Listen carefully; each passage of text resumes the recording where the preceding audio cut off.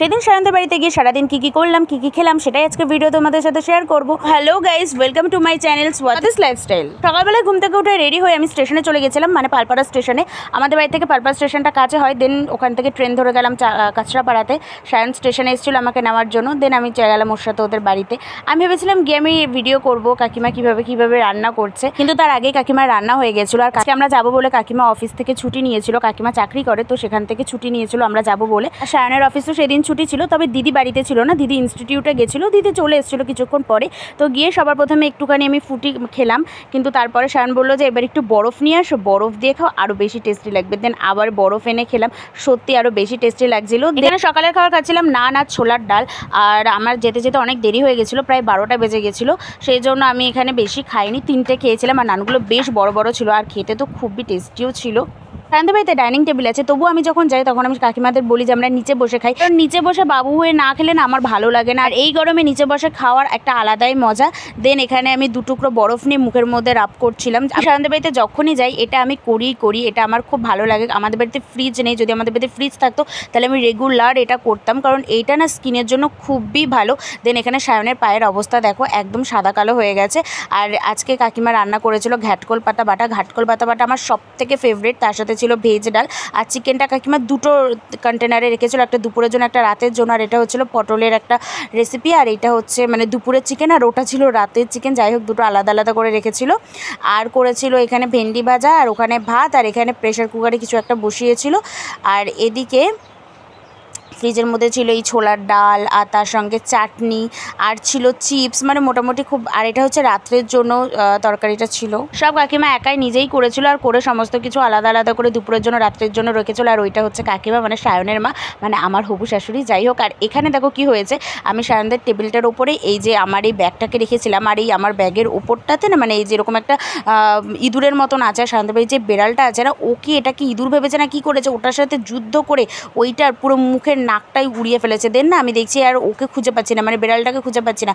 দেন আমি দেখছি অন্য আরেকটা ঘরে খাটের তলায় এরকম চুপটি করে বসে আছে। এবার এখানে ও কি ওই মানে ওই ইঁদুর ভেবে ওটাকে দেখে ভয় পেয়ে বসে আছে নাকি, আমি সেটাই ভাবছিলাম। আর এটা হচ্ছে সায়নের ছোটোবেলার ফটো ছিল। আর এইগুলো দেখো ছোট্ট ছোট্ট গাছ এখানে কাকিমা করেছে, কারণ কাকিমার গাছ পুঁততে খুবই ভালো লাগে, আর আমারও গাছ পুঁততে খুবই ভালো লাগে, মানে গাছ আমাদের খুবই ফেভারিট। আর এখানে দেখো আমি দুপুরবেলার লাঞ্চটা কমপ্লিট করে নিচ্ছি।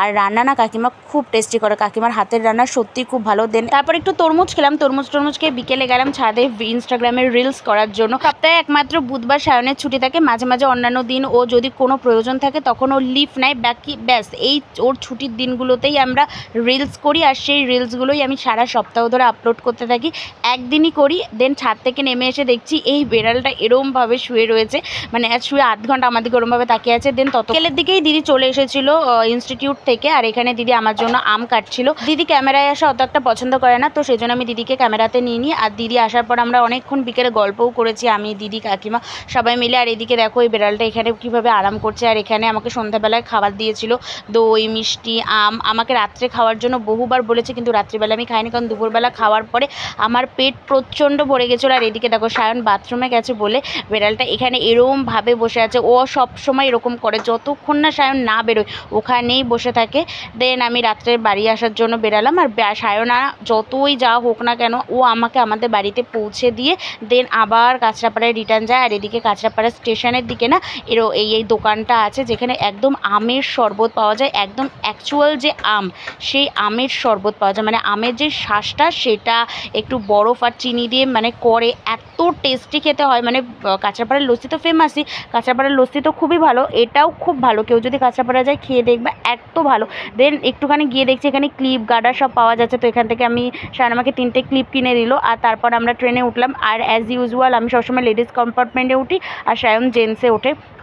আর এদিকে দেখো সবে মাত্র 8টা কি 8:30 বাজে, আর আমাদের পালপাড়া স্টেশন একদম অলমোস্ট ফাঁকা।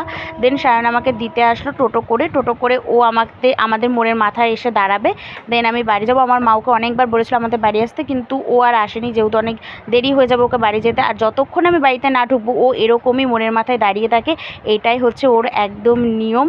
তো ওখানে ও দাঁড়িয়েছিল, আর আমার মা আসলো, আমার মা আর আমি দুজন মিলে ঘরে ঢুকে গেলাম আমাদের বাড়িতে। তারপর ব্যাস আমি বাড়িতে চলে আসলাম। আজকের ভিডিওটা এইটুকুই। ভিডিওটা যদি ভালো লাগে অবশ্যই লাইক কমেন্ট শেয়ার করবে, আর আমার চ্যানেলটা সাবস্ক্রাইব করে আমার পাশে থেকো।